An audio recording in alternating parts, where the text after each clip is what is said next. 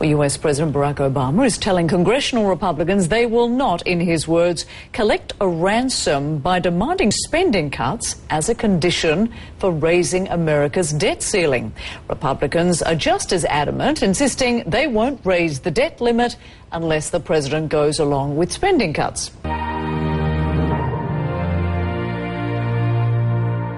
And Republicans in Congress have two choices here. They can act responsibly and pay America's bills, or they can act irresponsibly and put America through another economic crisis.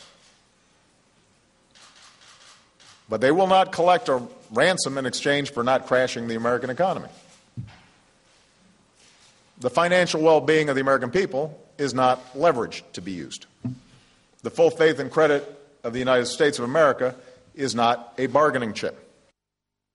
What you can count on is that the things that I've said in the past, the belief that we have to have stronger background checks, that we can do a much better job in terms of keeping these magazine clips with high capacity out of the hands of folks who shouldn't have them, an assault weapons ban that is meaningful, that those are things I continue to believe make sense.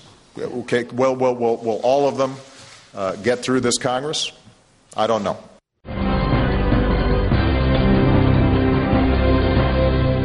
Obama said raising the debt limit is necessary for the government to meet its obligations. He said he's willing to compromise on cutting the budget deficit, but he's not willing to compromise on the debt ceiling. Now, the U.S. government has reached a borrowing limit set by law, but Republicans continue to reject an increase without spending cuts in Social Security and other programs. It's not the first time the U.S. has faced such a standoff. In the summer of 2011, the government and Congress remained at odds over raising the limit until the last minute. The incident weighed down on share prices and prompted the first ever downgrade on the credit rating of U.S. government bonds.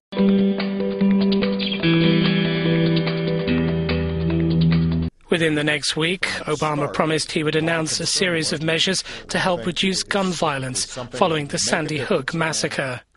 My starting point is not to worry about the politics. My starting point is to focus on what makes sense, what works. What should we be doing to make sure that our children are safe, and that we're reducing the incidence of gun violence.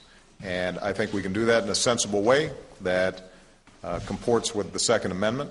Families of the victims of Sandy Hook Elementary have launched a non-profit group that will campaign around the issues of gun control, mental health and school safety.